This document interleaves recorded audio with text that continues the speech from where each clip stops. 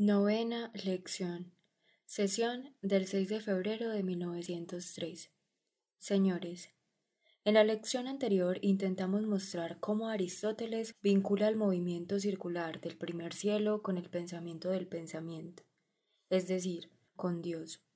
El día de hoy vamos a estudiar en el libro cuarto de la física, específicamente la teoría del tiempo de Aristóteles. Una vez terminado este estudio, lo dejaremos atrás para regresar al punto en el que nos quedamos y, colocándonos en el punto de contacto entre Dios y la última esfera, buscar con mayor precisión el primer cielo.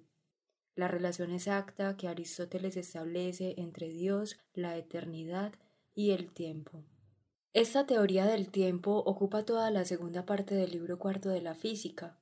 La primera mitad está dedicada al espacio, o al menos, como dice Aristóteles, al lugar, ya que el espacio para Aristóteles es el lugar. Aristóteles, y en eso lo seguirán todos sus sucesores, todos los filósofos posteriores, tanto los filósofos modernos como los de nuestros tiempos, pone en el mismo plano y estudia de la misma manera, como lo veremos, el lugar y el tiempo. Así, será útil analizar rápidamente su teoría del lugar para comprender mejor la del tiempo, ya que Aristóteles, y en esto también es seguido por los demás filósofos, analiza el espacio, o mejor dicho, el lugar, de una manera más minuciosa que el tiempo. Respecto al tiempo, se contenta con un esbozo en la segunda mitad del libro cuarto de la física, mientras que profundiza mucho en la idea del lugar en la primera mitad del libro.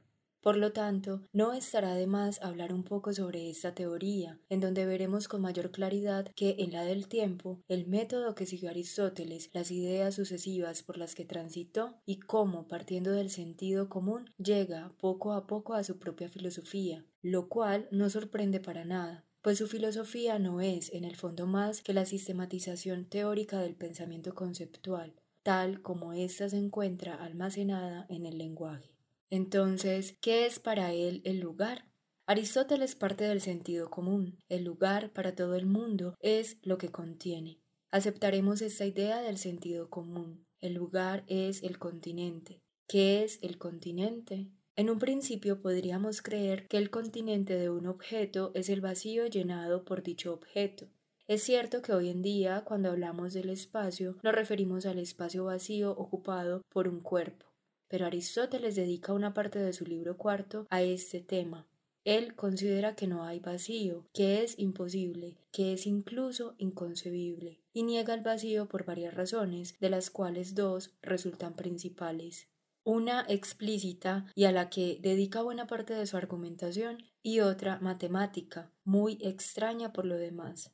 Aristóteles piensa que mientras un cuerpo cae, se mueve más o menos rápidamente según la densidad del medio que atraviesa, de tal suerte que su velocidad es inversamente proporcional a esa densidad, de donde resulta que cuando la densidad disminuye, la velocidad aumenta proporcionalmente, y que cuando la densidad es cero, la velocidad se vuelve infinita.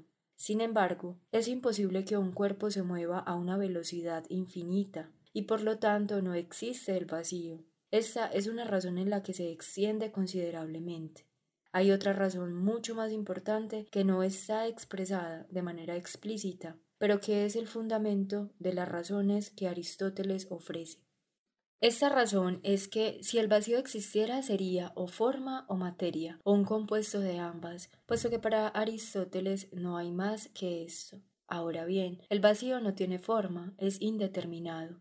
Y tampoco es materia, pues sabemos que la materia es siempre una tendencia hacia algo, no es una mera nada, pero el vacío sería una mera nada, por lo tanto no hay vacío, y entonces el lugar es un continente y no el vacío.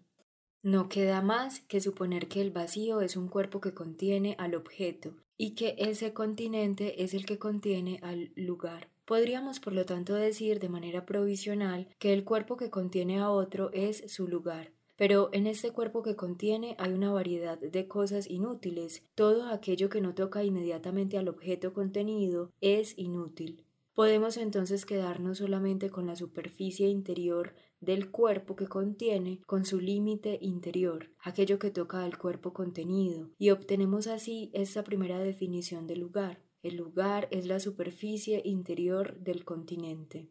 Pero entonces, ¿qué es lo que contiene y qué lo que está contenido? Para que haya un lugar se necesitan dos cuerpos, uno contenido en el otro. Pero, ¿qué nos garantiza que sean dos y no que una parte de un cuerpo forme dos con su propio cuerpo?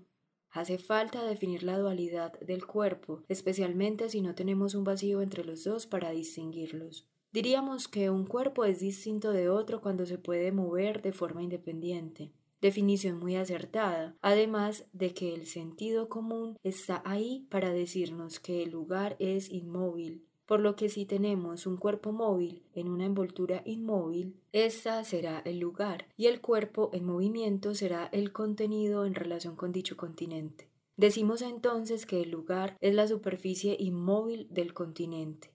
¿Cuáles serán las superficies inmóviles de los continentes? Si tomo un cuerpo inserto, incrustado en otro cuerpo, el segundo es móvil, sin duda como el primero, y aunque móvil puede ser independiente de él. Será necesario que me detenga cuando encuentre algo inmóvil.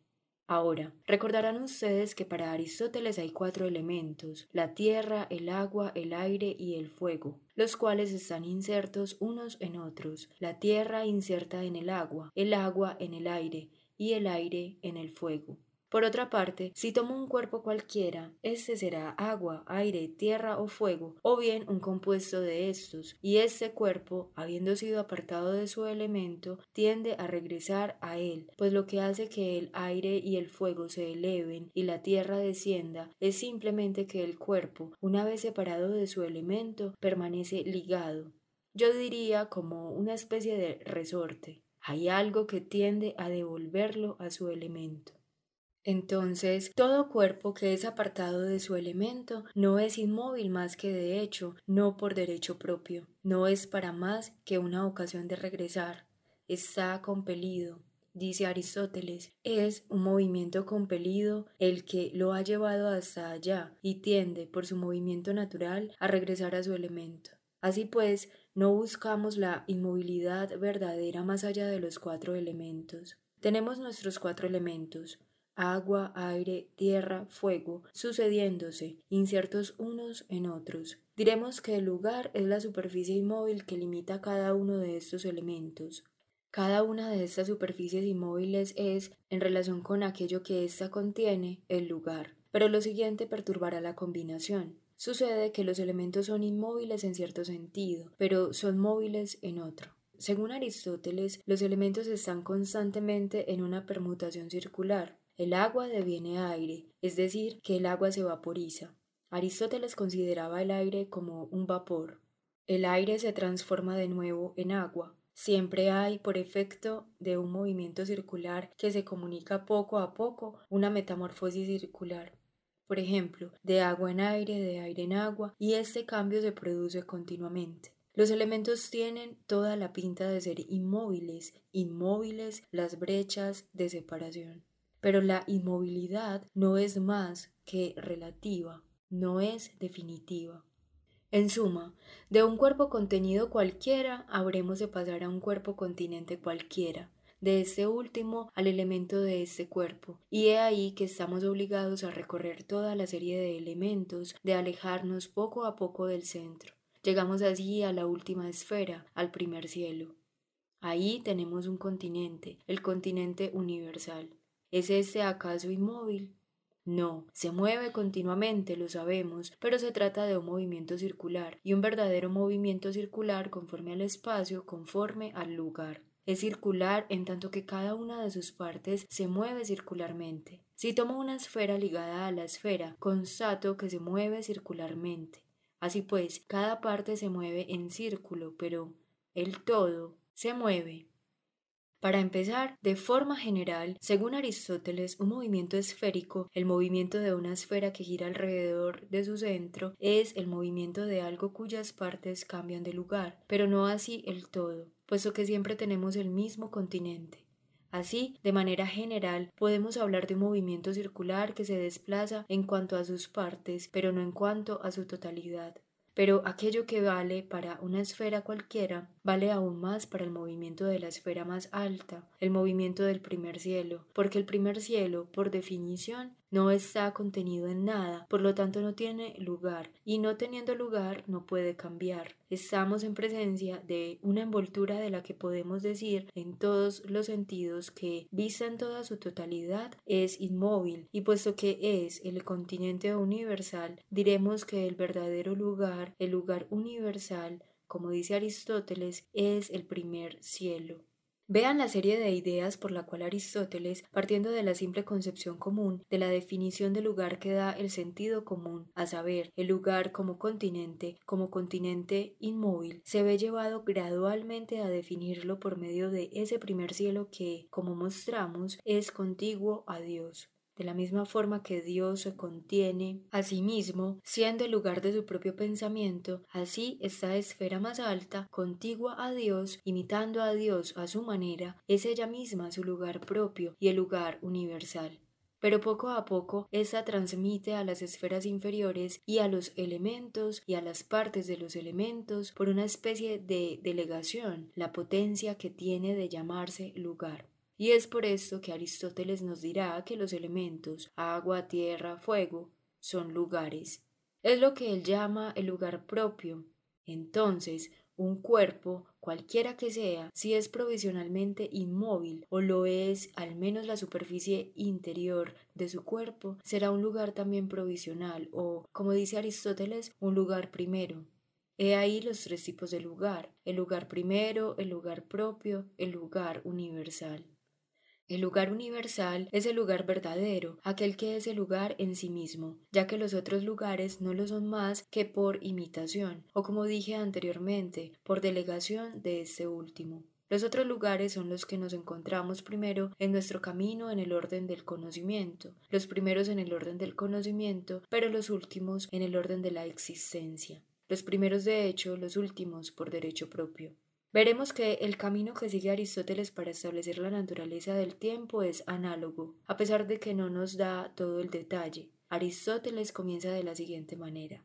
Para empezar, no hay tiempo sin cambio, pues dice, y lo traduzco tal cual, cuando nos cambiamos en nuestro pensamiento, nos parece que no hubo tiempo, al igual que aquellos que, según la fábula, se quedan dormidos en Cerdeña y se imaginan, cuando despiertan, que no ha transcurrido el tiempo. Aristóteles continúa: si no hubiera ahora sucesivos, si no hubiera más que un solo ahora, una hora simple e indivisible, para nuestra alma no habría tiempo. Pensemos en una persona en la oscuridad, dice él, es decir, una persona que no percibe ningún cambio exterior, una persona encerrada en su conciencia. En cuanto hay movimiento en su alma, y traduzco a Aristóteles textualmente, el tiempo existe enseguida. He ahí el punto de partida. Entonces se pregunta Aristóteles, ¿será el tiempo el movimiento mismo?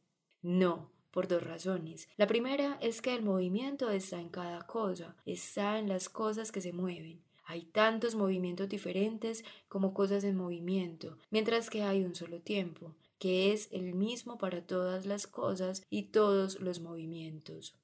La segunda razón es muy similar a la primera. Un movimiento tiene una velocidad propia y movimientos diferentes tienen velocidades variables. El tiempo no tiene más que una sola velocidad, transcurre en un flujo uniforme. Mejor aún, es en relación con esta uniformidad del tiempo, y esto es muy notable en una época en la que no había aún nociones de mecánica, en la que la mecánica no existía aún. Es en relación con esa uniformidad del tiempo que medimos la diversidad de velocidades, los diferentes movimientos. Así pues, y eso está implícito, es justamente porque hay movimientos o velocidades variables que hay un tiempo uniforme. Esta variabilidad misma supone la uniformidad del tiempo. En consecuencia, el tiempo es diferente del movimiento. De este modo, por un lado, primer punto, si no hubiera movimiento, y por movimiento, como saben, Aristóteles entiende el cambio en general, no habría tiempo. Y segundo punto, el tiempo no es el movimiento. Por lo tanto, concluye Aristóteles, es cierto aspecto del movimiento, es una cierta modalidad del movimiento. He ahí el punto de partida. ¿Qué pasa entonces con el movimiento? En tanto que no hay un antes ni un después, en tanto que nosotros nos encontramos en el movimiento, no hay tiempo. Pero en cuanto el alma declara que hay dos ahora, el antes y el después, decimos que hay dos tiempos. De esta manera el tiempo nace tan pronto distinguimos un antes y un después, una serie de ahora sucesivos, y, traduciendo casi textualmente a Aristóteles, tan pronto los contamos. De ahí esta definición del tiempo. El tiempo es el número del movimiento, conforme al antes y al después. Y agrega que el número puede ser concebido, habremos de regresar a esto en un momento, desde dos puntos de vista diferentes. Está el número numerado, el número contado y el número por medio del cual contamos. Lo traduciré, si les parece bien, como el número numerador. Tenemos el número numerado y el número numerador. Ahora, el tiempo no es el número numerador, sino el número numerado. En otras palabras, hay dos cosas que debemos distinguir en el número. El acto de enumeración, el hecho de contar, esto es el número enumerador, y el número propiamente dicho, el número una vez contado, el número enumerado. El número numerador no es evidentemente más que un elemento. Puede ser el principal, eso está por examinarse, pero no es más que un elemento del número. Para que permanezca número es necesario el acto de una persona que cuente, pero también algo más, que haya algo que contar. El número existe solamente cuando la operación ha sido efectuada, cuando hay forma y materia. En consecuencia, el número propiamente dicho es el número numerado. El tiempo no es el número numerador, es el número numerado. ¿Número de qué cosa? ¿Cuáles son las unidades de las que ese número está hecho? Aristóteles las define de antemano cuando dice que para que haya tiempo es necesario que haya una hora. La unidad es el ahora.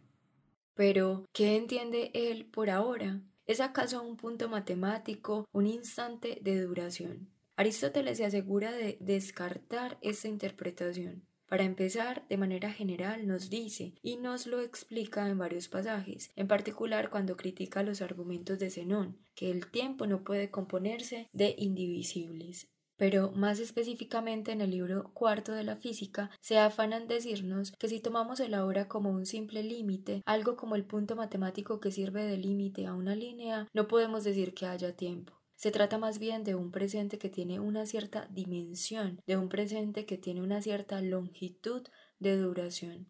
Pero ahora planteemos la cuestión de saber qué será ese presente, ese ahora que debe servir de unidad al tiempo y que, como acabamos de decir, no puede ser un simple instante, un simple punto matemático. Aristóteles no responde de manera explícita a esta cuestión. Recordemos aquí únicamente el camino que Aristóteles siguió para establecer la verdadera naturaleza del lugar, la naturaleza del espacio. Parte de lugares inferiores, de espacios que no son espacios más que de manera provisional, y por una especie de delegación, y poco a poco se encamina hacia el lugar que lo es, no solo de hecho, sino en derecho. Se encamina hacia el lugar universal, hacia el primer cielo. Aquí Aristóteles parte de un movimiento cualquiera que podríamos tener ante nosotros, ya sea un movimiento exterior que percibimos interiormente o bien un cambio interno. Y entonces presumiblemente se elevará gradualmente de esos movimientos diversos discordantes, movimientos entre los cuales es imposible elegir una unidad, pues son todos derivados e inferiores, a un movimiento que será el movimiento definitivo, que pueda servir de medida para todos los otros. Tenemos indicios de este camino en la segunda parte del libro cuarto de la física, pero son tan solo indicios. Aristóteles nos dice: hay un tiempo único que abarca todos los tiempos, al igual que hay un lugar único que abarca todos los lugares. Pueden ver que el paralelismo es riguroso. Aquí he traducido textualmente. Un poco más adelante agrega lo siguiente: si aquello que es lo primero es la medida de todas las cosas de la misma especie, entonces el movimiento regular en círculo circular es ante todo la medida, y es por lo que el tiempo parece ser el movimiento de la esfera, pues es por él que se mueven los otros movimientos. En suma, la conclusión de Aristóteles no es ambigua. Igual que para llegar a definir el lugar, debemos poco a poco acercarnos al lugar que consiste en la envoltura de todas las cosas a cargo de la última esfera, el primer cielo, y que en la inmovilidad del cielo, considerado en su totalidad, encontramos la esencia de lo que se requiere para constituir el espacio. Asimismo, si partimos de un movimiento cualquiera con la idea de que el tiempo es una modalidad de ese movimiento, y también el número que lo mide, dado que no encontramos en ninguno de los movimientos sublunares la regularidad que nos permita obtener una medida estable y definitiva, entonces nos elevaremos progresivamente al movimiento de las esferas, en particular y sobre todo al movimiento regular del primer cielo. Y será a un movimiento de ese cielo al que le preguntaremos la medida de todos los otros movimientos, pues ese cielo, si es inmóvil en su totalidad, es móvil en sus partes. El tiempo, ese será el número que mida estos movimientos, es decir, en concreto, el número de revoluciones del último cielo. He ahí el tiempo universal, el que sirve de medida para todos los otros. Esta modalidad, este patos, esta modalidad de movimiento del primer cielo se transmite descendiendo poco a poco hacia todos los otros movimientos, los cuales, por lo demás, se derivan, lo sabemos, de ese movimiento del cielo supremo. Esta modalidad que se transmite poco a poco terminará por medir también cualquier movimiento, y será en este sentido, y sólo en ese sentido, que diremos que todos los movimientos están en un mismo tiempo, el cual es el número que les sirve de medida. Hela ahí, resumida brevemente, la teoría del tiempo que nos encontramos en el libro cuarto de la física. Si nos atenemos a esto, el paralelismo sería absoluto entre la teoría del tiempo y la teoría del lugar en Aristóteles. Sin embargo, si bien la semejanza es muy grande, hay una diferencia fundamental, esencial, desde el punto de vista de lo que nos concierne este año. Ustedes recordarán que Aristóteles empieza su exposición diciendo que el tiempo comienza en cuanto hay un cambio en el alma. Hoy diríamos en la conciencia. Y cuando no hay un cambio en la conciencia, como sucede cuando los peregrinos se quedan dormidos en el templo de Cerdeña y despiertan creyendo no haber dormido, cuando no hay cambio en la conciencia, tampoco hay tiempo. Es ahí por donde comenzó y es aquí en donde ahora termina. Traduzco textualmente, es una cuestión que Aristóteles mismo se plantea. Si no hubiera alma, ¿habría tiempo? Y responde, si no hubiera nada que enumere, que cuente, no habría tampoco nada que fuera numerado, de tal suerte que no habría número, y dado que no habría nada capaz de numerar más que el alma y la inteligencia del alma, no podría haber tiempo. De esta manera, Aristóteles, habiendo comenzado por definir el tiempo con lo que nosotros llamaríamos una consideración del orden psicológico, habiendo comenzado por señalar que sin un hilo interior de hechos de la conciencia no habría para nosotros tiempo, se aleja después ampliamente de esta consideración, dirigiéndose poco a poco hacia una definición del tiempo en términos de la movilidad del primer cielo, para concluir regresando a su punto de partida, diciéndonos que si no hubiera alma no habría tiempo. ¿Cómo comprender esta afirmación? Tiene un tono muy moderno. Como diríamos hoy en día, le da al tiempo una apariencia de subjetividad o al menos de relatividad en relación con nuestra mente. Ciertamente, Aristóteles se asegura de decirnos que el tiempo no es el acto de contar, es el número numerado y no el número numerador, y por lo tanto el tiempo no es el acto interior subjetivo por medio del cual contamos. Para que el tiempo esté completo, es necesario que el número esté completo. Sin embargo, dado que no tenemos sino el cielo que gira y efectúa sus revoluciones, el número no existe ahí más que en potencia, como diría Aristóteles. Tenemos la materia del número, pero para que el número esté completo, para que sea no simplemente en potencia, sino en acto, es necesario que el acto intervenga, y por lo tanto el número no está completo más que cuando sus dos elementos son dados a la vez, el numerador y el numerado. En este sentido, el tiempo como número es algo exterior, objetivo, y sin embargo Aristóteles afirma de manera precisa que si no hubiera alma, no habría número. Parece bastante difícil, si nos atenemos a esta afirmación, distinguirla de manera precisa de la doctrina moderna del tiempo, que lo considera algo subordinado a la existencia del espíritu humano. Si suprimimos al espíritu humano, el tiempo desaparecería también. Para decirlo brevemente, la afirmación es imposible que haya tiempo si no hay alma, es decir, la inteligencia de la psique. Es imposible que haya tiempo si no hay hombre pensante, espíritu humano. Es una afirmación que Kant aceptaría. El tiempo es una forma pura de nuestra sensibilidad.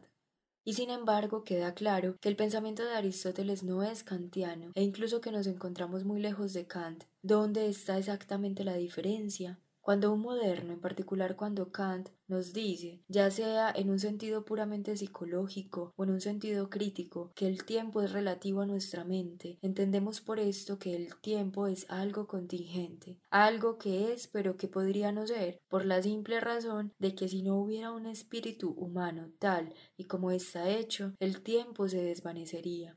Ahora bien, Aristóteles nos dice que si no hubiera alma no habría tiempo, pero ¿podría no haber alma? Para Aristóteles esto es imposible. Si podemos establecer que es imposible para Aristóteles, si podemos establecer que para él, una vez planteándonos el cielo y sobre todo el movimiento del primer cielo, nos planteamos el alma como algo necesario, veremos lo restringido del alcance de su afirmación. Esta frase, de suprimirse el alma, no existe ya el tiempo, esta frase simplemente significará que si nos planteamos el movimiento del cielo, el cielo que envuelve todas las cosas, y el cielo que se mueve con un movimiento regular, si nos planteamos el cielo, ¿cómo no podríamos hacer otra cosa que plantearnos también el alma envuelta por él? El tiempo nacerá de una acción y de una reacción, del movimiento sobre el alma y del alma sobre el movimiento. El tiempo será entonces algo absolutamente necesario, y esta frase, no podría haber tiempo si no hubiera alma, significa simplemente que para definir el tiempo es necesario tomar en cuenta, sin duda antes que todo, el cielo y su movimiento, pero también algo que está dado en el cielo y que debe entrar por alguna razón en la definición. He ahí toda la cuestión, saber en qué medida y por qué para Aristóteles el alma y la inteligencia del alma son cosas necesarias. ¿Por qué en ese universo que está definido por el movimiento del cielo? ¿Por qué en este universo es necesario que haya almas, que haya una inteligencia?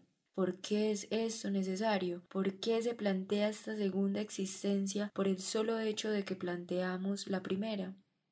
Es una cuestión extremadamente oscura, señores, sumamente oscura, porque nos hace falta textos. Aristóteles no nos habla de la inteligencia más que de entrada en algunas alusiones en algunos tratados y después en 2 o 3 párrafos de la tercera parte del tratado acerca del alma, párrafos plagados de dificultades. La cuestión es extremadamente confusa y sin embargo no podemos eludirla, pues en la teoría del tiempo de Plotino, lo cual habremos de examinar, si no la próxima ocasión, al menos en la lección que le sigue, tiene una importancia capital. Mostraremos que esta teoría neoplatónica que atraviesa la Edad Media y el Renacimiento es transmitida a los modernos por intermediación de los platónicos y los filósofos renacentistas y ha determinado la orientación, por lo menos en parte, de la filosofía moderna en el tema que nos ocupa. Así pues, esa teoría de Plotino, que es una teoría fundamental, gira por completo en torno a la cuestión de la relación entre el alma y la inteligencia, primero alrededor de la relación entre el alma y la inteligencia y luego de la relación entre el alma y el mundo. Los elementos de la teoría de Plotino se encuentran ya en Aristóteles, pero de forma sumamente débil, muy oscura. Es importante desde ahora aclararlos en la medida de lo posible. La primera cuestión que se plantea es esta: ¿por qué, una vez planteados el cielo y su movimiento circular, es necesario que haya almas? Bajo esta primera forma, la cuestión es fácil de resolver. ¿Qué es el alma, tal como Aristóteles la define? Es la entelequia del cuerpo vivo, es decir, que es la forma cuyo cuerpo es la materia, es la unidad, si así lo desean, de la multiplicidad que es la vida, algo como aquello que llamaremos la ley de la generación y de la evolución de los seres vivos. He ahí lo que es el alma, en principio. Sin embargo, si el alma se define de este modo, es necesario representar su origen. Sabemos que el movimiento circular del primer cielo, transmitiéndose poco a poco, termina por determinar el movimiento del Sol sobre su órbita, movimiento que representa alterado, corrompido, degenerado, el movimiento del primer cielo. Este movimiento del cielo es el que determina los ciclos de generación y de corrupción, y que en consecuencia explica el crecimiento de la degeneración de los seres vivos, de tal suerte que los cuerpos vivos y en consecuencia las formas de los cuerpos vivos, es decir, las almas, se encuentran eminentemente incluidas, eminentemente comprehendidas en esta forma de circularidad que caracteriza al movimiento del primer cielo. Hasta aquí no encontramos dificultades a pesar de que no tengamos textos precisos que citar para lograr esta interpretación. Lo único es que el alma a la cual llegamos por esta vía no es en absoluto el alma que cuenta según Aristóteles. es más bien el alma fugitiva, es también, si así lo desean, el alma sensible. Esta alma está dotada de percepción y de imaginación, fantasía y por lo tanto también de memoria, que no es más que un punto de vista sobre la imaginación, un aspecto sobre la imaginación. Así pues, tenemos el alma fugitiva y sensible, y no el alma que cuenta, psique, la cual es preciso traducir como el alma y la inteligencia del alma. El alma inteligente es la inteligencia del alma que cuenta. Se trata de saber, y he aquí a lo que se reduce esta cuestión, por qué y en qué medida la inteligencia para Aristóteles es algo necesario, la inteligencia tal como la encontramos en el alma. Y si es verdad que, habiendo planteado el cielo con su movimiento circular, planteamos también la inteligencia. Es evidente que no puede ser cuestión de deducir la inteligencia del movimiento circular del cielo, pero puede ser que la inteligencia y el movimiento circular del primer cielo se deriven ambos necesariamente de un solo y mismo principio. Este es el punto que debemos examinar. La inteligencia, ustedes lo saben, para Aristóteles no es una parte del alma, sino que se añade al alma. Nos dice Aristóteles en el texto célebre de Reproducción de los animales que entra al alma por una puerta. La inteligencia entra entonces por una puerta, la inteligencia se agrega, es algo añadido al alma. Aristóteles distingue ya no dos inteligencias sino dos formas, dos aspectos, si quieren ponerlo así, dos partes de la inteligencia pasiva y la inteligencia activa, o mejor dicho, productiva. ¿Qué entiende Aristóteles por la inteligencia pasiva? Evidentemente, esto parece al menos resultar de los textos. Es una inteligencia de la que tenemos conciencia plena. La inteligencia de la que hablamos comúnmente cuando decimos que somos seres inteligentes es una inteligencia de la que tenemos conciencia y que se desarrolla y opera, que funciona en el tiempo. La única inteligencia de la que tenemos conciencia es esa, es una inteligencia que no tiene otra materia que los datos de la percepción, los datos de los sentidos y de la imaginación. No tiene otra materia que los datos de los sentidos y de la imaginación. Ella aporta solamente una forma, la forma misma del pensamiento, la universalidad.